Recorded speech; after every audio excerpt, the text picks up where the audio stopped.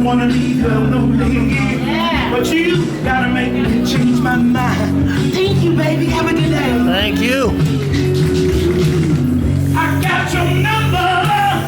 Oh, and I know that you got mine. Well, you know that I called you. Yes, I called you many times. Now you can call me, baby. You can call me anytime. You got to call. Hey, hey, hey, give me one reason to stay here. Oh, and I'll turn right back around it. Enjoy your train ride. Yeah, give me one reason to stay here, baby. Oh, and I'll turn right back around it. See, I don't want to leave you lonely, but you gotta make me change my mind. Have a wonderful Friday, ladies and gentlemen. There's you for I can love you, oh, and give you what you need. Have a wonderful day.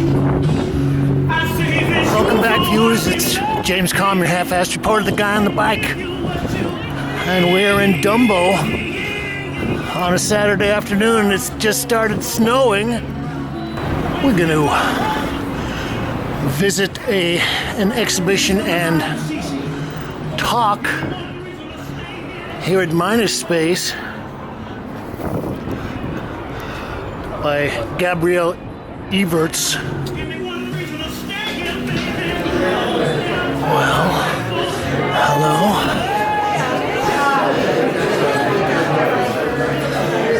I have visited the show. I came in for the opening and things were a little hectic, so I didn't get a chance to do any recording. But Gabrielle's exhibition has gotten a lot of attention here in New York, and I'm going to try to paste some things together, including some remarks at a art critical discussion at the Brooklyn Library with David Cohen and some of his young curators. So we'll see how this goes.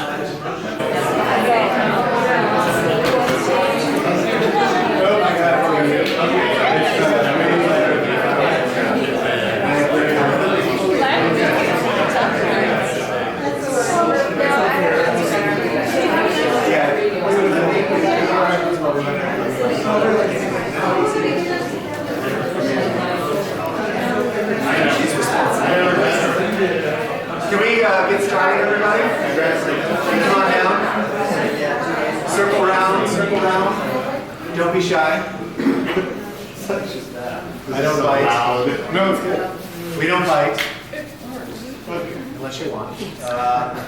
I am super excited. We have such a great turnout, you guys. Thank you for coming. I don't think we need to introduce Gabriella all that much, but for those of you that don't know, I hold Gabriella in very high regards. Oh, thank you. Very high, as high as it gets. Gabriella goes back to the very inception of this project in 2003. It's 17 years and running, and I've been following and fanning and all of that stuff over her work. Super excited to welcome you guys back to the gallery. Really excited to present Gabriella's third solo show here. You guys come on in if you can. We have tons of space. Make yourselves totally at home. Her third show, solo show called Exaltation. All of you know Gabriella intimately. You know her work intimately, but you can see there are lots of new and interesting things going on in this body of work that has had seedlings in previous bodies of work. A couple of highlights being the scale of these works have gotten bigger physically, and they feel bigger in appearance than ever before. They are interestingly going into all these sort of rivulets and divergent areas in terms of what she's thinking about in each painting and what she's trying to accomplish, which is a lot in each one of these. We have hung the exhibition a little more densely to present kind of a wall of color, kind of an immersive experience in here, which is a little unusual for how we traditionally do it in-house. The house style is always super spare, as you guys know. But the intention here is to give you sort of a full-on sort of color experience. Now, Gabriele sequenced all of these works together, so she was very clear on a couple of things. This work was going to anchor this wall in the show, and the other works were placed in response to it and in relationship to it. And then I just want to point out that we also have two other big works on the outside wall, so as you guys leave, or maybe you've already seen them, there is a pairing out there, one antidote, the other one antidote spectrum. There's two additional 6-foot paintings. There's a pair of smaller works inside the office too. Just poke around, make yourselves at home when you see works. I'm really excited to talk to you. Thank you, Matthew. You're a true believer.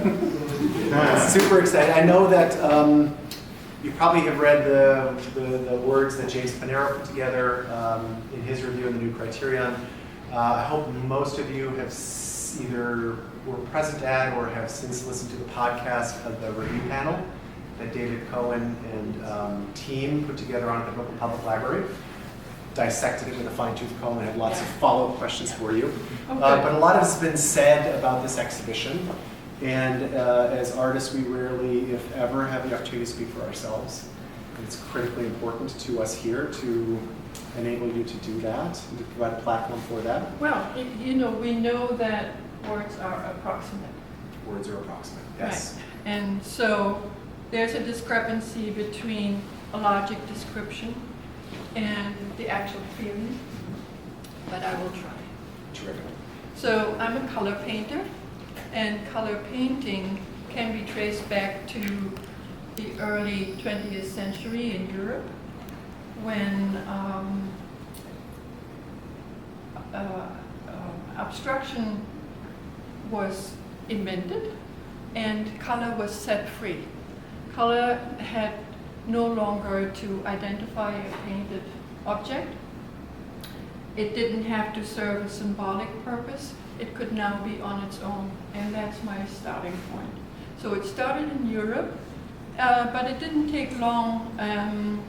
If you want to talk about an artist, Matisse showed 11 of his works here in New York at the Armory Show in 1913. He showed 11 works, and among them was the Red Studio.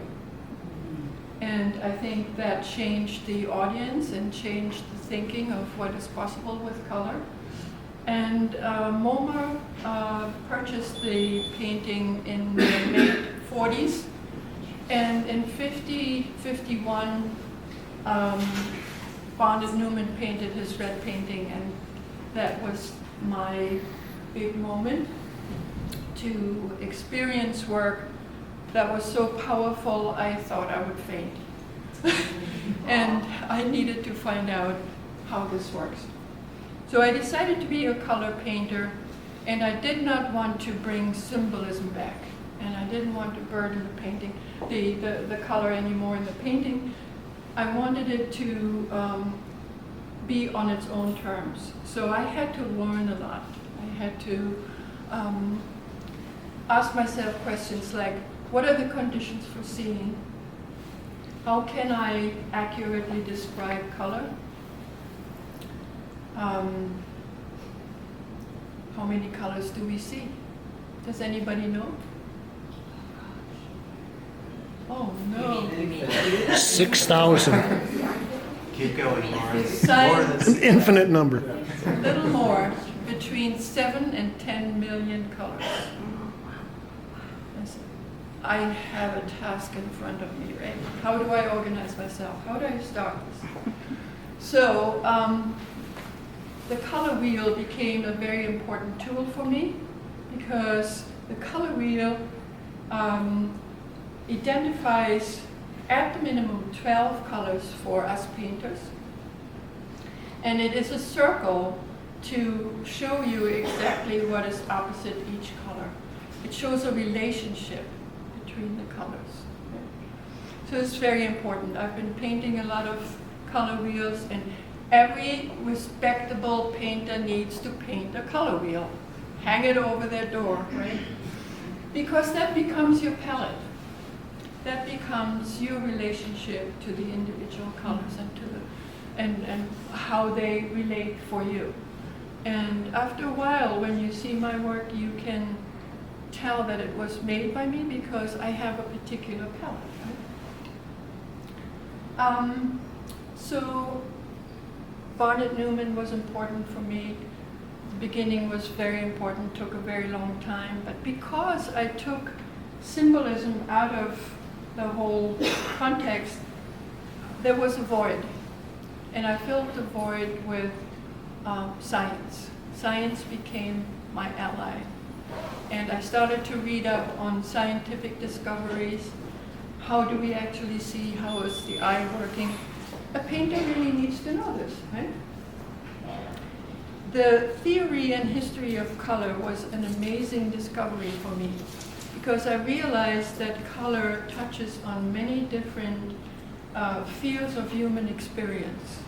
Not only painting, but chemistry, biology, physiology, philosophy, psychology. It's enormous. And the people that contributed to our knowledge of color and development and advancement of color reach back all the way to the ancient Greeks. So there is a lot to read and a lot to learn. I'm never lonely in my studio because I have, Alberti coming for lunch or someone else, and I have a really active dialogue with them, and I'm trying to understand what they have found up to that point and how they're seeing things.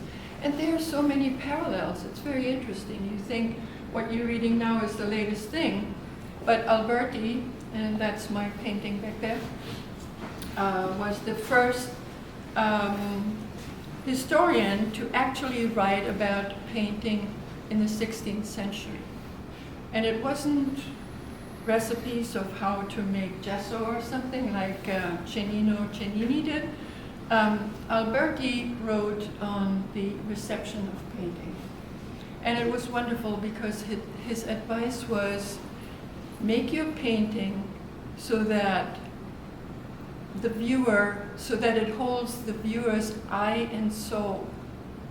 And that was quite lovely and caught my attention. And then he started to talk about a friendship of colors, a certain friendship of colors that he noticed. What could that be? But he names them. In his chapter on color, he says it's rose, it's green, and sky blue. That's all I needed to know. What do these colors look like? Were they light? Were they dark? What kind of green? Was it a yellow green or a blue green?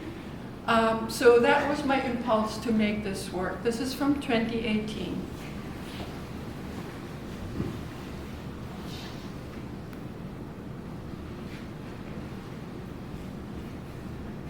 The reason why the paintings are larger than I am, it's not because I have a big ego. I have to say it. It has to do with peripheral vision. And when you're looking at a color, you focus on a color, there's a very small area that is actually in focus. The rest is kind of swimming a little bit and a little bit out of focus. And that accounts for the movement and is actually very important for a color painter. When you make a small painting, the eye just slips through it. When it's larger, your whole body is challenged and you receive the message with your entire body, with your entire being. That's important to me. Okay, so this is the friendship of color. Alberti was the first to notice the psychological connection between colors, and it took another 400 years before the French chemist Chevreul actually made scientific experiments and devoted his life to really analyze what happens to the eye when you look at colors. And he came up with the rule of simultaneous contrast. So that's what Alberti was talking about. Took 400 years. We had simultaneous contrast. Took another 75 years for Sonia Delaunay, one of my heroes, to make a great painting called Electric Prism, 1913. Check it out, it's great. What else can I tell you? The exaltation maybe is important. This comes from an entirely different direction. You notice these are just the primary colors. And of course, I hope Piet Mondrian comes to mind. He was on my mind. And I realized how Barnett Newman wrestled with Piet Mondrian's quest for perfection. And Barnett Newman said that Piet Mondrian was so obsessed with the geometry that he lost his exaltation. And that was very important for me to think about. What do I want? Do I really want a perfect painting? I don't think so. And so I promptly left off, broke my own pattern and broke off the last color. You know, just to get some asymmetry into it and make the eye go back and see what is actually happening here. Now, the blue and the red and the yellow vertical bands take up the same dimension. Just want you to take a moment to look at this. The red and the blue are relatively stable, but look at the yellow. Ooh, right? It starts to spread. And when I noticed that effect, I left the painting alone. I didn't want to do any more. I wanted everybody to notice this effect. That was plenty for me. And so I didn't bring any other colors in, just metallics to make it even brighter and more luminous. And I love the metallics because they change midway. They have, you know, a very different effect and sparkle. And as they go down, they get darker and add to the weight of the painting. So, thank you, Pete. Thank you, Barney. And here is Matisse.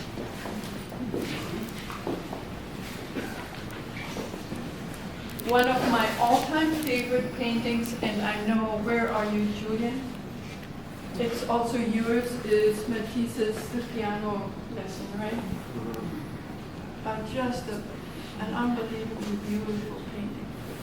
And it has large areas of green and large areas of gray, and they work so beautifully together. And I was inspired by that. And I read Matisse's book on painting, and he's addressing the question of decoration. A good friend of mine asked me about decoration. And Matisse said that there's nothing wrong with it. It's just a very different set of mind. When you're making decorations, it's a pattern that you repeat, but it has no passion in it. You paint patterns, you paint decoration without passion, and that's the difference. So it has its place, not in painting. I was so excited to study all of Matisse's work that I noticed a habit he has when he paints portraits. He has a white blouse in front of him, but he puts little dabs of very different colors that have nothing to do with the rest of the painting. Puts these little dabs. And I think they are the last, act before he says it's finished. And so I came up with these 1/8 of an inch stripes or lines at that point And I made my comments of what's happening between these two things. I have to put this color and this color. And that accounts for the change and for the, I think, luminosity that you encounter in the painting. Also, there is more gray in this painting. I noticed that the other day. This painting, Exaltation 1, is much lighter. This is getting darker because I think Matisse experienced the sadness, and I think it comes across in the painting. And so, although I promised myself not to do anything symbolic, I think it has another note.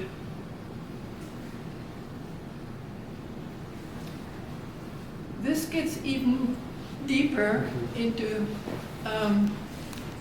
thinking about the span of life, and this is called End Begin. I'm painting this painting.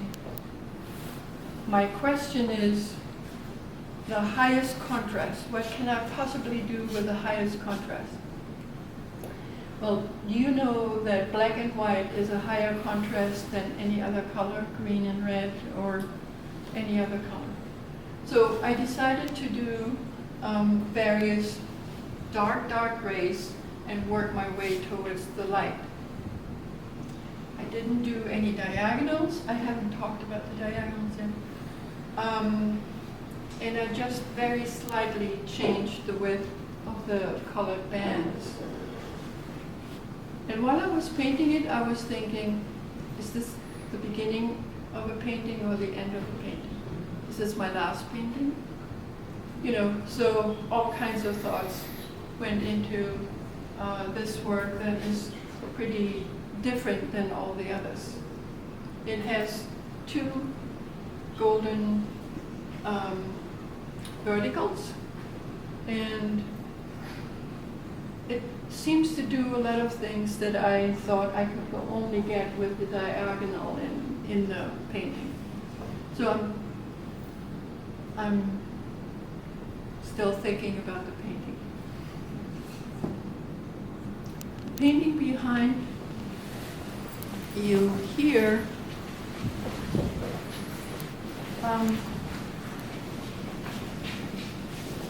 has to do with the intensity of light, and I'm sure everybody is thinking of, should I say it, Vincent van Gogh? Right? The painting that he painted about the sower was a person, in the field, and behind him is a huge yellow sun. This painting is so bright and it has so much power. And I was thinking, how can I make a painting this bright without cheating? No fluorescence, no nothing, just regular yellow. And I ended up with two force fields. I think there's a lot of tension in this painting. And I tried very hard to flip the situation, but I couldn't.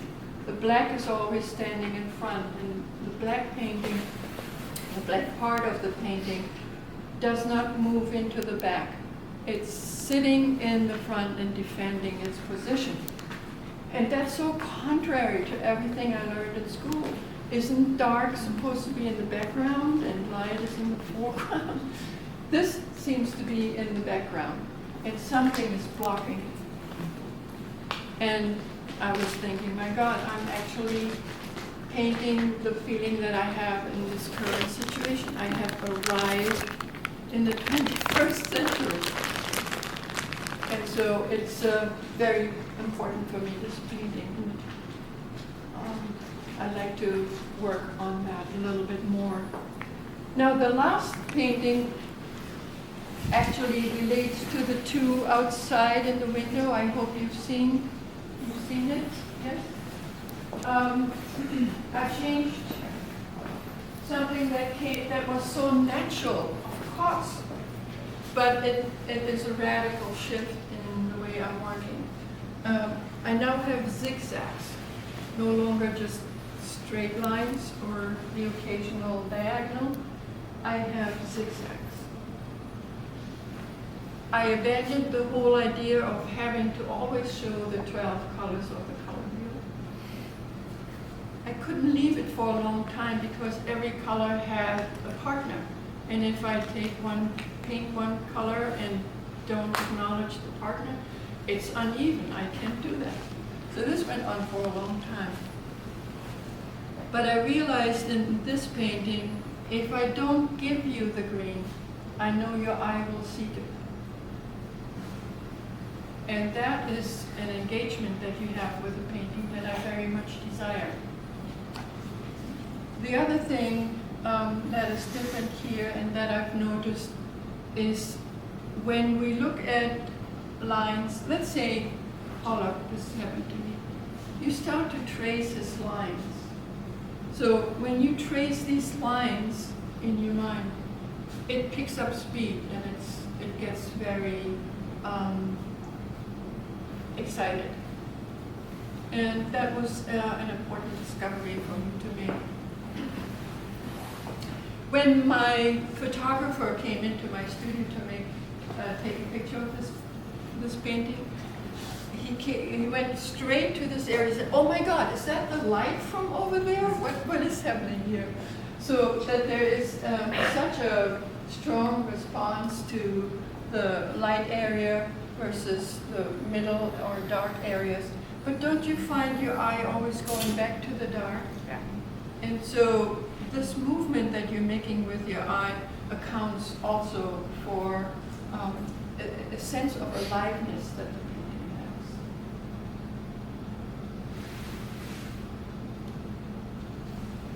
So I think I touched on the major points. I wonder if you have questions. Maybe I haven't answered something that you really like to know. I have a question. I've known your work for some time, Yeah. and it all has vertical emphasis. And I wonder if you could talk about your relationship to verticality. Part of it is my heritage, Gothic. That's, I guess, how I started thinking about it. But I realized later on that it's actually myself or the viewer standing in front of the work. It's a reflection like that. It's been an interesting research project just to think about the straight line. Barnett Newman said the straight line is an organic thing that contains feeling. You know, how can you beat that?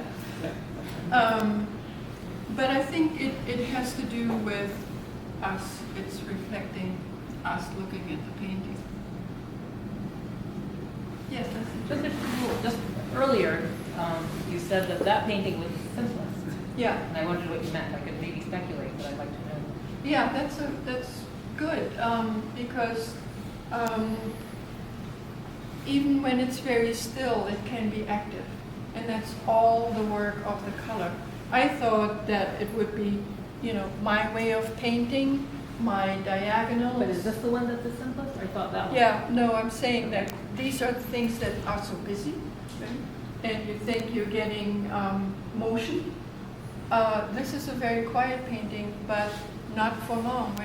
When you look at it, it starts to pick up and pulsate just as these are. The public and writers and critics now talk about your work as being striped paintings.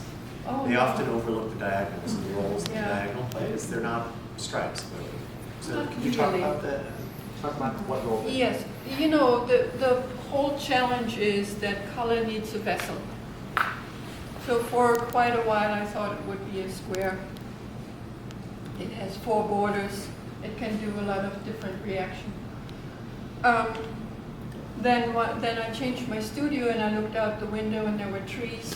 And I thought, well, there are 2 borders. 2 borders are enough. Well, we call that a stripe, but for me it was a shape that had 2 borders. And that works. I want to make the shape as unopposing as possible so that all of you concentrate on the color and color reaction that I'm trying to share with you. Who owns the stripe? No one. Yes. One owns the story. One. I'm intrigued by the fact that you made a very conscious, very objective decision to work with color Yeah. and to stay away from any shapes or form that has any symbolic references. Yes. Yet, as you have discovered early, certain colors do have symbolic references, but you're very involved with color from a scientific vantage point, and yet, when I experience your paintings, because of the interesting effects that you create, and maybe looking at this one that you're standing next to, you know, the luminosity, the brilliance of that particular area, it seems to me that, for me, every time I look at your paintings, the effects, or the optical effects, so to speak, does take me through emotional twists and turns. And I wonder how much are you, how much of that is really your intention, considering that color does have that power? I'm happy you're asking that question, because obviously color always has an effect, an emotional effect.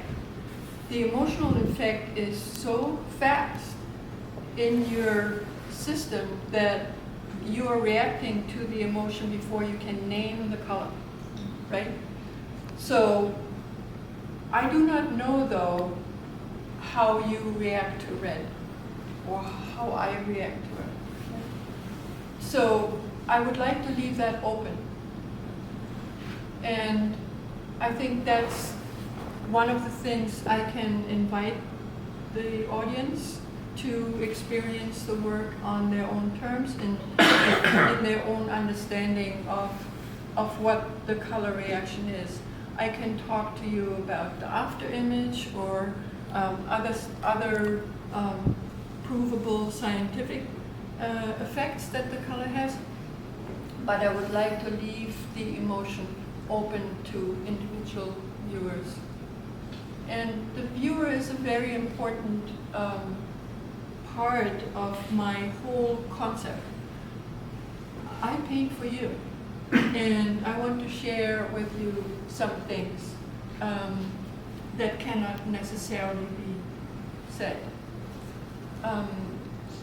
But you are the one that actually brings purpose to the work and brings meaning to the work.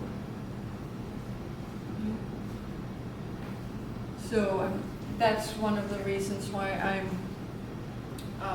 I believe I have to make the work larger, because there are certain effects that would work on your psyche or on your experience. But what the color actually says to you, I would like to leave that open.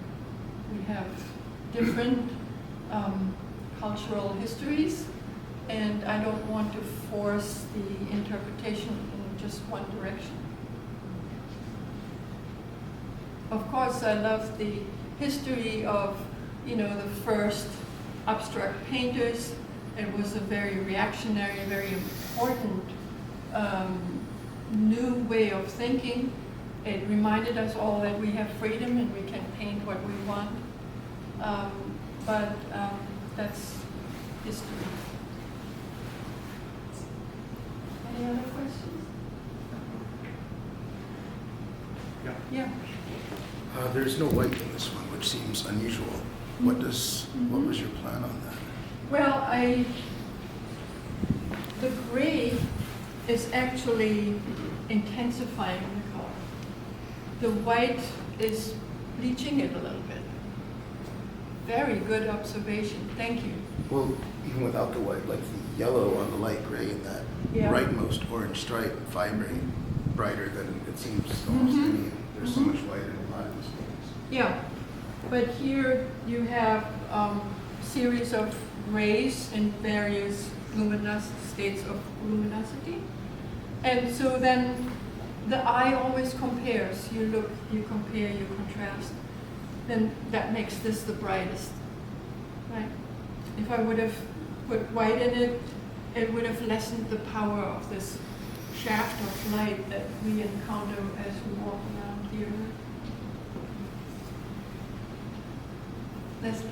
I'm guessing that you mix your grays. Just wondering. No, I don't mix my colors. the gray- Always gray gave and me what, ivory black? permission.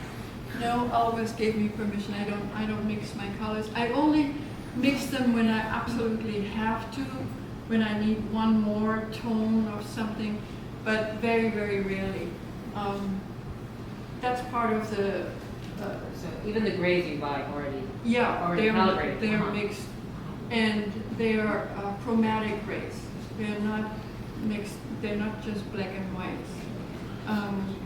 If you use Golden products, they have a wonderful service. You can ask them what's actually in your color.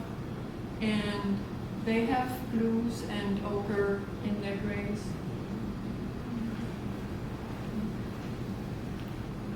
I had a question. Yeah. I know the answer to this already, but I was asked this question maybe 20 times during the course of your show. And there's a lot of interest in knowing how you make a painting. Like, where does the idea come from? How predetermined is this form or unpredetermined? And how do you physically make the work? Like, how do you execute it? So maybe you could walk us through how you made Zimzam or another painting. If the thing is taller than you are, you need tools, right? So I have tape.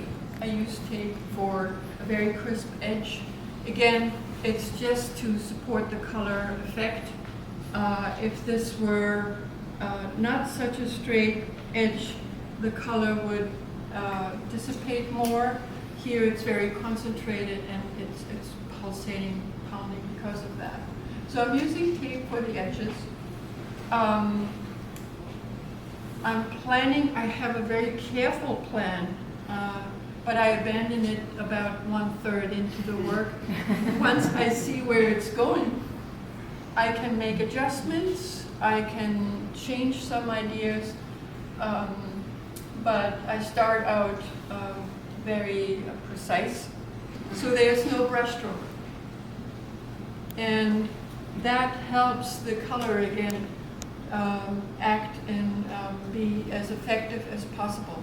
Soon as you have a brushstroke in there or any incidence of the hand or the eye gets distracted so easily. And so I take great care to paint it carefully and not just cover the surface. There is thought and feeling that goes into the work.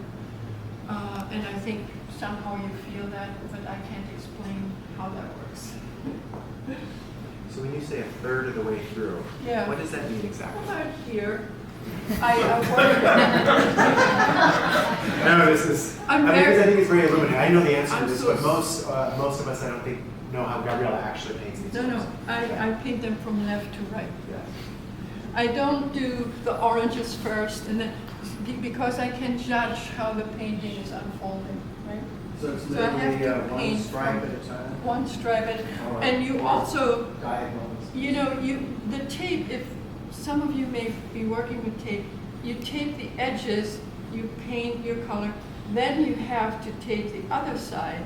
So it's a long process, and when I take the tape down, maybe halfway, maybe here, then I get the color impression, and then I know I can proceed or I must make changes. So that's how I work, and I'm in my studio all the time, 24/7, 8 days a week. I couldn't be happier, and that's part of the reason why I call this show Exaltation. Your process before you come to the canvas. Yeah, that's not too much, but there are 2 smaller versions right in the office. You know, but I'm not that interested in painting small right now. I don't know how long I have a studio where I can make large paintings, so I'm making large paintings. Nice. And I love working on paper, but it's such a precarious, you know, one wrong move and you have a ribbon. So I like working this way, and I'm home here.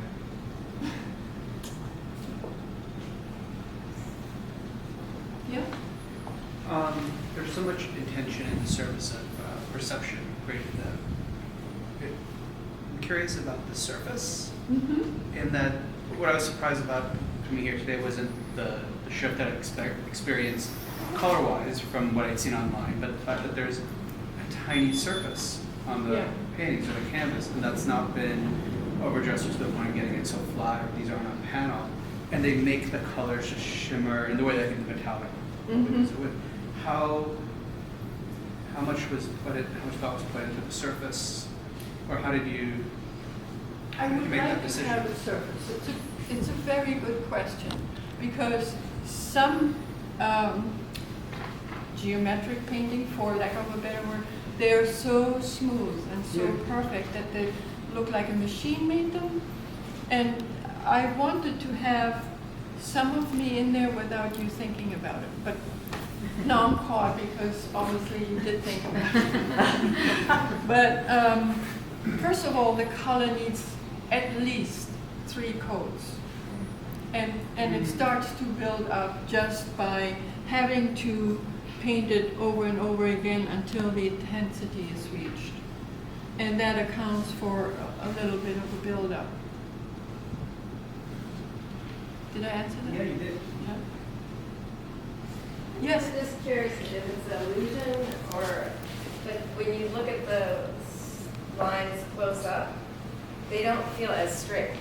And I kind of like, I mean, it sort of references what you were just talking about, that sort of very subtle imperfection. Yeah. I call it that, not really. Right. No, they are not totally straight. Yeah. Because tape bends a little bit. You stretch it a little too much, or a little bit too aggressive, it has a curve in it. So this could happen, but I hope that allowances can be made for that. And I like, you know. then I'm aware very slowly when you're camping. Yeah. When I get up close. Right. Maybe you don't want people to look that close. No, I like you to be really close and just looking at the colors, and then stepping away and seeing the overall effect. I had the great pleasure to paint for a couple some many years ago who had a gallery at that point, and they asked me to make a painting that is 12 feet by 9 feet. Wow. And I like to work very large, and I said, of course, I would love to do it.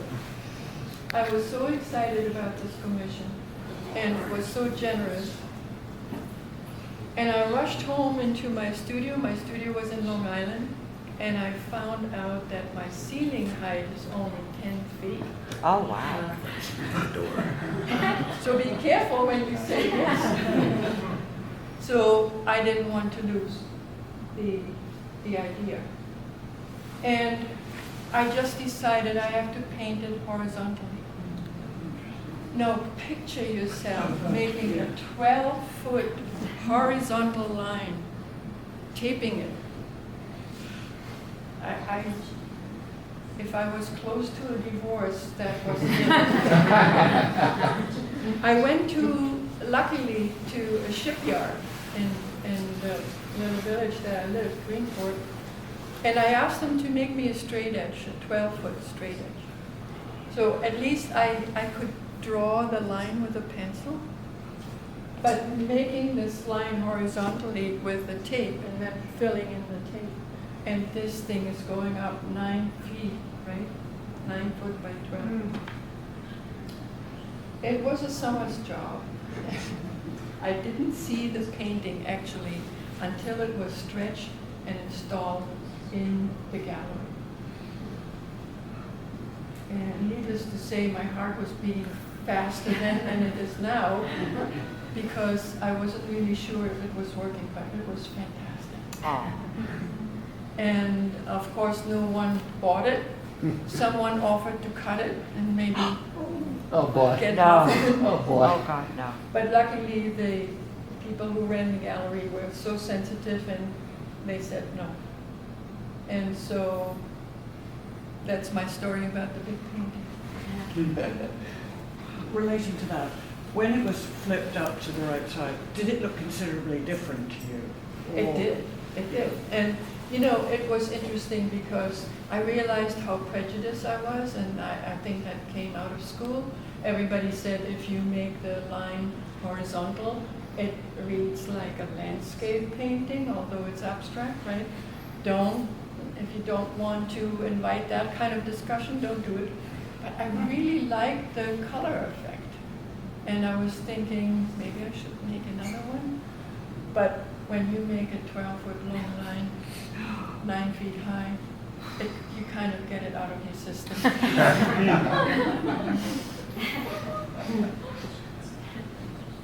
Are there any other questions for Gabriella? But I think I was thinking of the value shifts in the lights and the darks. Yeah. Like especially that strip right there where it suddenly goes, Yep. you know. That's so- a good sound. That's what I make in the studio. I'll keep that. You know, when it does that. I like to start out dark, I noticed, and then work towards the light, because that's what I love, that effect of light in painting. After all, that's our challenge, right? We have an opaque surface, it's two-dimensional, and what do we want to create? Something luminous and something spatial.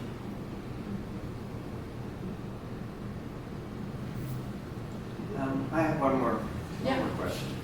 When I first met you, your work was very systematic. Yeah. It was very systems oriented. Mm-hmm. Like, you know, left to right was very logical sequence. Mm-hmm. How did you change that to this more intuitive approach? First, I wanted to make it so that everybody can follow. I made it, like I said before, with the viewer in mind, so that the people understand when they look at my work, it's not a bunch of pretty colors put together, that there is a purpose, and that there is such a great body of knowledge just in the color system, just in the organization of the color. So I wanted to establish that. How can you arrange your color? In sequence or in contrast, right? It can assimilate or it can contrast in a very strong way. That was important to me, and I wanted, therefore, to bring it away from anything emotional. Oh, those are pretty colors. That's not what, I was afraid of that kind of response.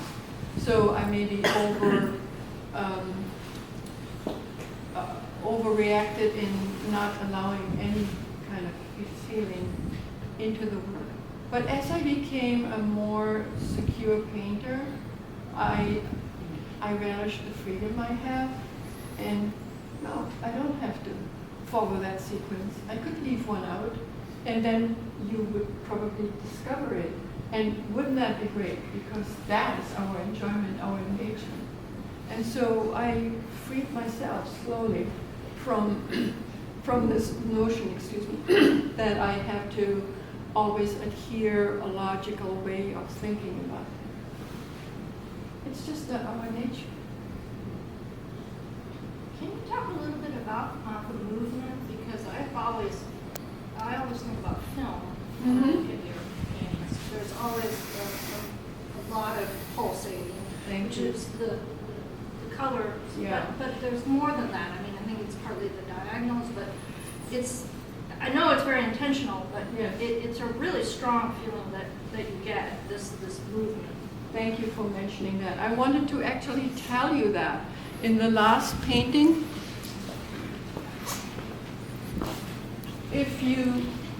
because of our biology, we look horizontal, right? And if you look at this painting and you concentrate at the center, it almost goes out of focus, like a cinematographic image. And that's because there's an ideal dimension or distance between these colors, and it starts to flicker. It's resolved up there, and it's resolved and different on the bottom, but in the center it really starts to go out of focus. And I have an earlier body of work that addresses that, and I was thrilled to discover it. That is something I've wondered. Yeah, You know, when do stripes, absolutely. when do white shapes become stripes? Because stripes interact so differently. Right. They spread. They don't What a great necessarily thought. contact. Absolutely, very, very interested in that. And maybe it is more obvious when I use grays, and I have a body of work that deals with that. But that's a very important aspect of my language. I hope I answered everything. If not, please come to my studio. It's around the corner, 20 J Street. Yes. And thank you all.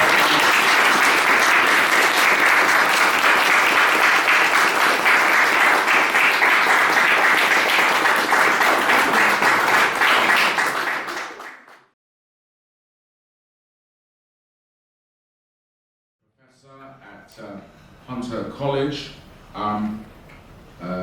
color theory, obviously, or color intuitions. They are the central player in what she's doing. Just a reminder to the panelists, I forgot to tell you in the green room, we don't want the audience seeing us all craning our necks to look at the slides, because the slides are really there for their delectation and amusement and education. We know the work so intimately that we have no need to, that's interesting, look at the images behind us. So, Noah, if I may start with you, Gabriele Evertz, nothing if not rigorous. Tell us what we should most expect to enjoy in this work. What is the most stimulating about work? I think there's like a lot of really interesting color stuff going on here, sort of obviously, and that's her primary focus and driver. It kind of passed by me the first time I was looking at these, and after some slower reflection, it becomes a little bit more obvious, like what some of the patterns are here that she's playing with. And any sort of like painterliness is just like sublimated to hard-edged lines. I wanted to ask, I don't know if anybody did, whether or not she's using paint out of a tube or if she's mixing colors herself. I mean, it's just very flat. One thing that I hadn't seen her do before is the use of metallic paint. Metallic paint, yes. I think there has been metallic paint in the prior show, because I was reading the catalogue and they were talking about the metallic paint there. Matthew Delegate was the director of Minus Space, and a faithful scribe of Evertz, sorry. Yes, because he was describing, I think, how metallic paint has properties quite distinct from both the primary hues and the grays and sort of neutral tones in her work, in that the metallic sort of picks up light and changes. Actually, a metallic paint apparently is always made up of at least two colors, and that the other thing about metallic paint is that in a long strip, such as we see in these paintings, you'll actually see modulations in light from top to bottom. I mean, I think the other thing that I had not seen her do before, and maybe I'm just not familiar enough with the work, I've seen it at MySpace a few years ago, and I had not seen paintings quite so big, and these are kind of much more vertiginous, and they're very acidic on the eyes. They're hard to look at, close up. You have to stand back about the pace where you see these photographs. Well, something I did learn from interacting with Matthew is that it's a more densely hung show than is usual for this painter. And also what I was picking up was, because the installation is of evenly sized paintings, but of very different character, one to the other. But if you set out onto the street, there's a couple of paintings of a different size, maybe slightly narrower. And if you go into the office, there's a few more smaller ones. Ariella, do you I just said, oh, they're quite different in character, but others might not feel that. How did you feel about the installation? Did you feel there was great variety here, or did you feel it was a unified message and you either, you know, go for it or you don't? Can you hear me? Yes. So I thought it was fairly unified, but I did feel that there was tension within the work. And initially when I looked at it, I thought that the lines were straight. And it was only, you know, like, look, you really had to study them for a while, and you start to see that some of them were diagonal or had diagonal things, or that the lines were widening or narrowing, or, and then I wasn't sure whether it was an illusion created by the colors or the, you know, the color juxtaposition, or whether it was in fact tapering. And then to determine it, I took a photograph, a close-up of the lines, and then I could see that most of them weren't tapering, and in fact, they have this kind of hand, they look like they're doing this when you look at them from a distance, but when you take a photograph, they're completely straight. Photographs are deceptive though, because I noticed that in looking at JPEGs of some of these images, that moire patterns that I didn't see on the painting, and that mercifully I didn't see at this scale. But there was something dizzying about it, and oh, yes. a little bit so, like sort of vertiginous. I mean, I felt like I couldn't be in the presence of them for very long, just because they were fairly aggressive in a way that they don't sort of, isn't suggested by looking at them here, but when you're in the presence of them, they're kind of in your face. Might that have had something to do with the closeness of, in the tightness of the hand? Possibly. I mean, so the other thing that I wanted to say about the tension is that she talks in the catalog about geometry versus perfection, and that her work operates in this sort of interspace between those two things. And then she brings up something like, I forget now, it's something in the sublime. There's a sort of spiritual dimension to it. And perfection, my impression, what she means is that perfection is really bad. She doesn't want perfection. She wants something that's sort of near perfect. And exaltation. That's exaltation, that's the title of the show. That's the title of the show, and that there's something, she wants you to have this experience of transcendence in the presence of these works, which you do, but it's much more, in a way, a physical sensation than it is an emotional one. Yeah.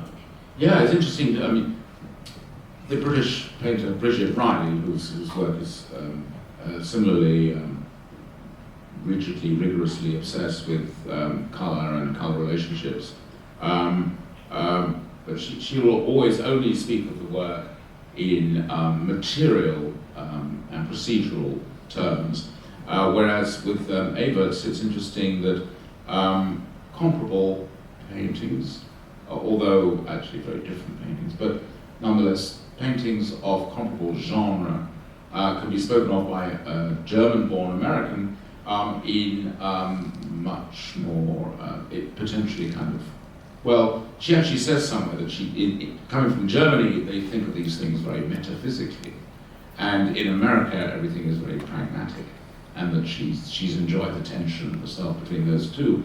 But what is the quality of experience that you have with these works, Laila? I would like to come back to the question of the physicality of them. And actually there's like things that each of you said that all are aspects of what I thought was really striking about it. Noah, you talked about the sort of painterliness, like the material quality of them being sort of completely sublimated, which I think is true. They feel, even up close, they feel quite like flat and just like done. And David, you sort of handedly mentioned JPEGs, but I think that especially for young art writers, there's so many young writers that I talk to these days who have like long theoretical, with multiple dependent clauses, opinions about artworks that they've not seen in person, which, I'm sure there's some digital age philosophical argument to be made for that. Personally, I find it quite disturbing. And what I found so strong about this show is that there's absolutely no way to convey the effect of these works, both in the hang, in the scale of the works, and in the meticulous chromatic interplay that she has created that is not physical. And I felt dizzy too. I felt a little this is I get migraines. It was like that feeling a little bit. But I thought that was actually quite a courageous and necessary gesture at this moment to remind us that the experience of a painting is an embodied experience. It necessarily is an embodied experience. You need to be in the room with the object, and I thought that was a very powerful thing. Yeah, these are not Instagram ready images, are they? No. Ariella, you had something? Yeah, I wanted to ask you, the thing I thought of when I saw them was of those Gerhard Richter digital works. Yeah. You know what I'm talking about? They're like these, they have them at the shed. That's right, that's what we saw them at the shed, yes. I've seen versions of them that are not projected, that are actual, either canvases or, I don't actually know how they're made. They're made with layering of pigment or something. But they are totally mechanical, whereas these are completely not. And those almost look like they're not, and these look like they are. And interestingly, Richter, at least the ones that were at the shed, Richter referred to as wallpapers. So he is explicitly calling it a decorative object that needs to come into play with something else. In this case, it was the music. But the Richter ones were also made as basically collages of existing works. Yeah, and derived from actually mechanical patterns. Yes. So I think that there is something that they were made to activate a different kind of experience and a much more, if you buy, which I don't necessarily, a pure mind-body divided experience of art, they were made as a very cerebral kind of thing, and these to me are made as a very, Merleau-Ponty, phenomenologically situated thing. But no, these are, a first impression you might have of them is of that somewhat mechanical, or at least format-driven, so like the Alba Square, which is the Square series, fastidiously keep to the same proportions of square, and then it's all about the color interaction. But actually, there's complicated stuff going on in the composition of these, basically, stripes. So it's not quite as orthodox as for instance, Alba's, while being kind of I don't want to say color theory driven, because they don't seem programmatic in a theoretical way, but it's a heady experience for those who are not either versed in or ready to be swayed by pure formality of color interactions. So, I guess I think that there's a lot that is pure formalism here. That is, playing around with spectrums and stuff like that. Moving from one color very steadily to the next, and repeating them in periodic permutations. I also take back a little bit the sort of mechanicalness that I ascribe to them. If you look at the edges, especially the top and bottom edges, you can see where the paint has sort of acted in this way that is, it was not just applied as this even coat, it was applied by a hand doing a specific action with specific materials. I think it's interesting too that she is, I think the color is interesting in part because you can tell that she very, very deliberately picked out each color. Well, yes. I did not see any like reconsideration of any of this stuff. No, nor are they sort of primaries or banal.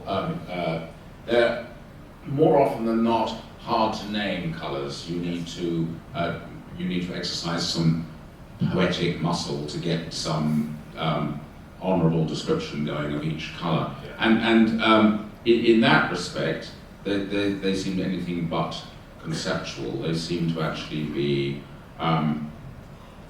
You talk about spectrum and even pacing, but it seems more often than not that there's sort of intuitive decisions about the structure and composition of these paintings. And what I don't know, because I feel like a bit like when I'm walking around a museum looking at, say, Chinese ceramics or something, or even more Chinese calligraphy.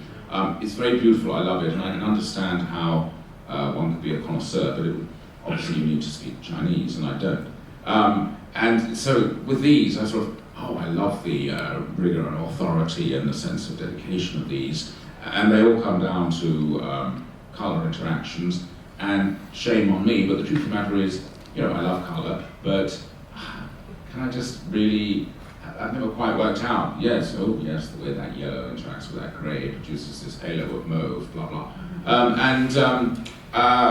It's just for cleverer people than me to intuit those things. I just sort of let it, but it's not just decoration, it seems to be, it's really not, they're not there, the decisions are not decorative ones, the decisions are about colour perception, aren't they, all along, all the way. Yes. I mean, I think it's in the catalog too, or the interview that she did with the gallerist, where she talks about politics.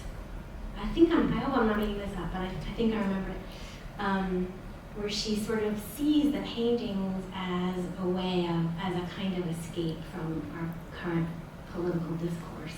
And they're meant to sort of transcend and provide a kind of physical space where you can be, you can remove yourself and be removed from the sort of noise that's all right. around us.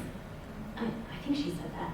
I didn't notice many Trump supporters in the gallery, but that's a nice notion. They own all the real estate nearby, though. Yes, right.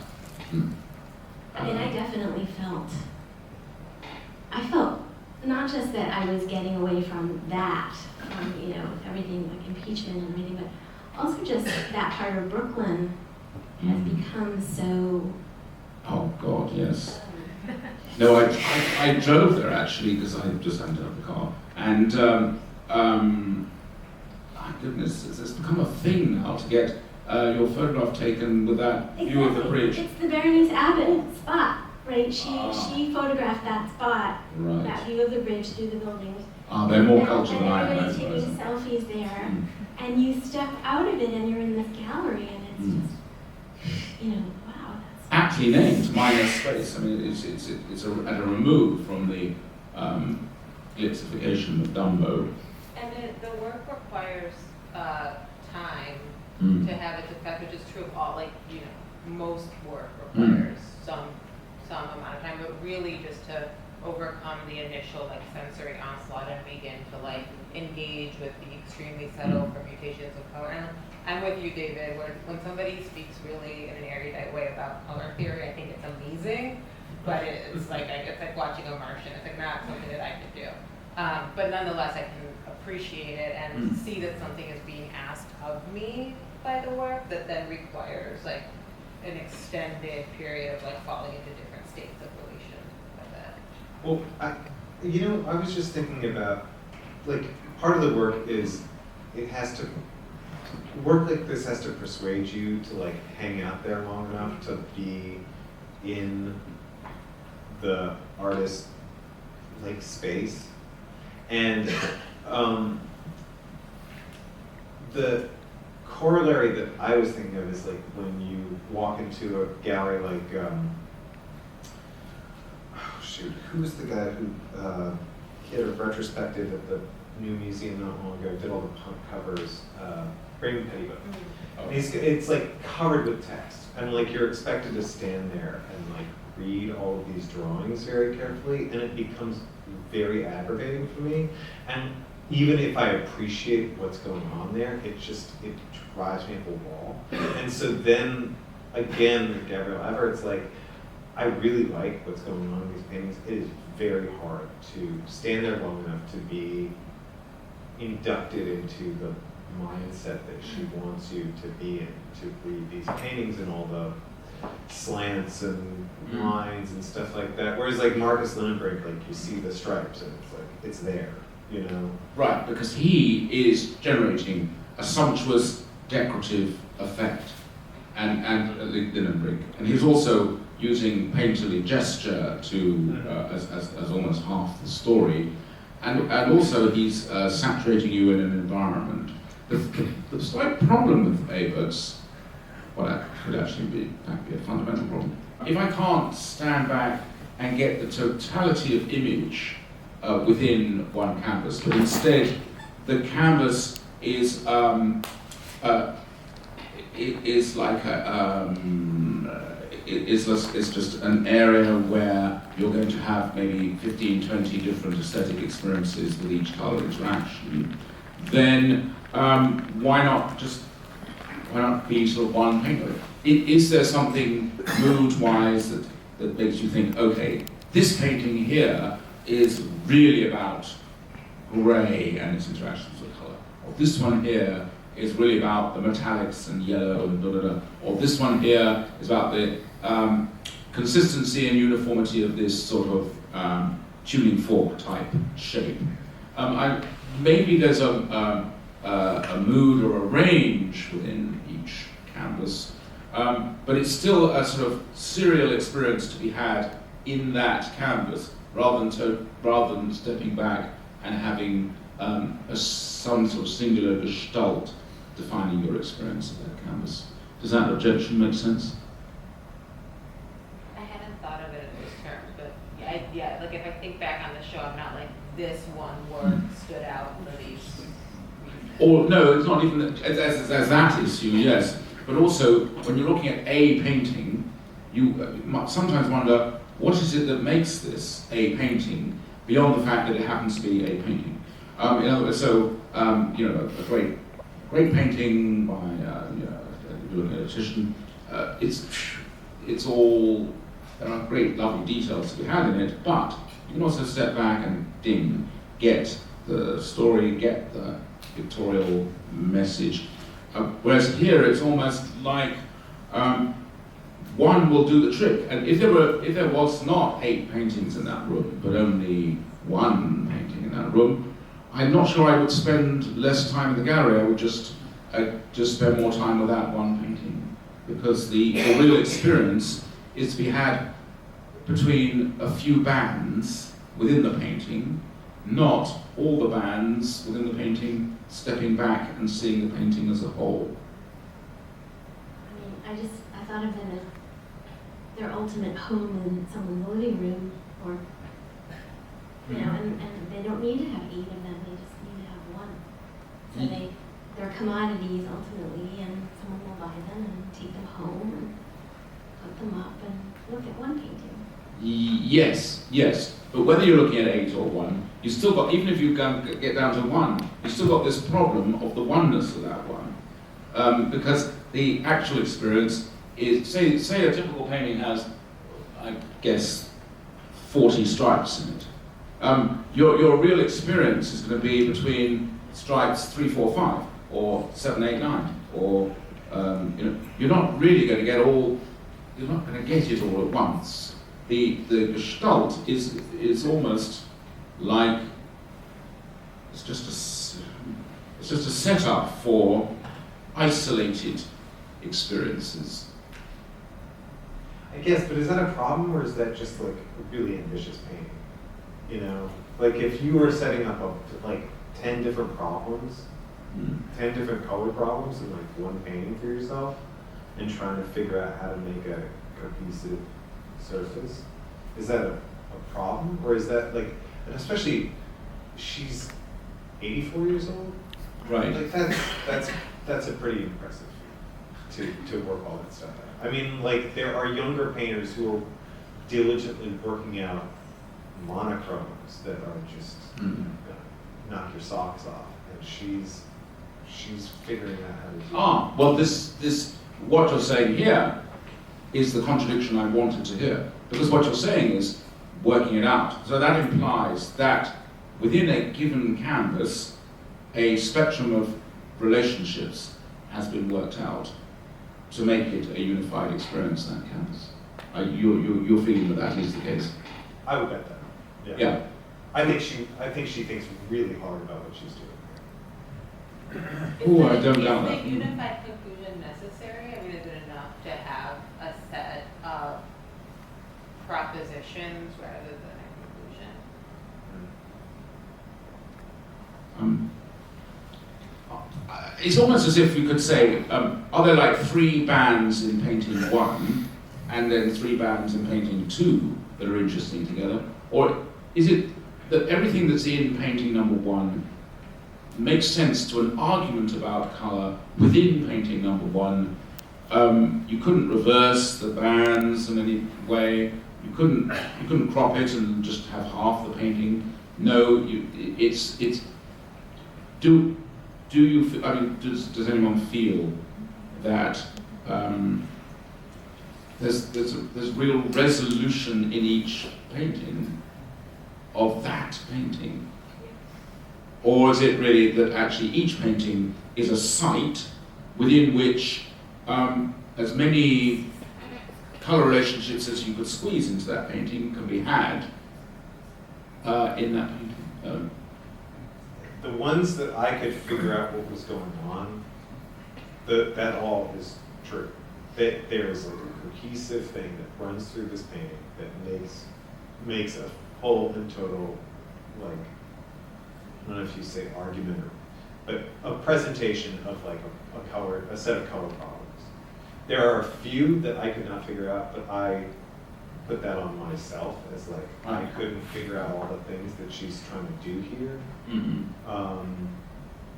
But I think that based on the evidence of like the ones that I could put together, I would trust that there is something going on there that I'm just missing.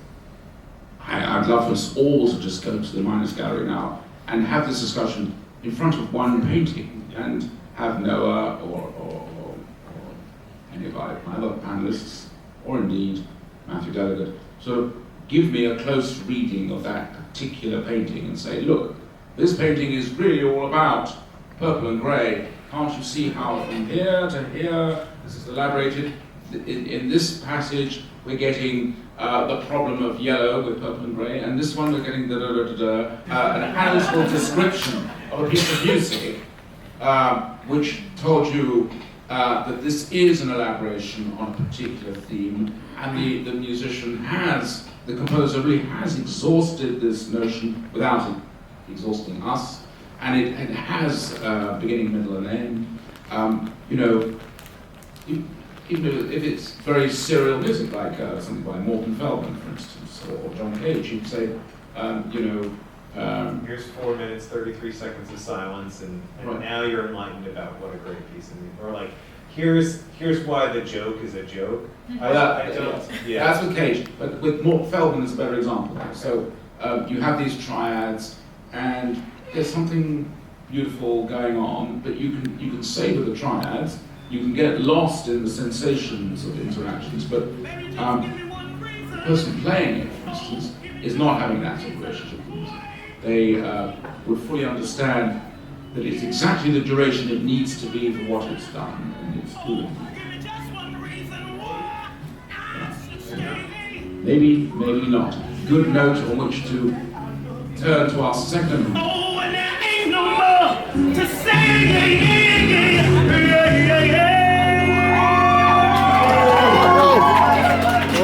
Thank you, ladies and gentlemen, including Train Ride. Happy Friday. Have a wonderful Sing it, SheShe. All right, thank you.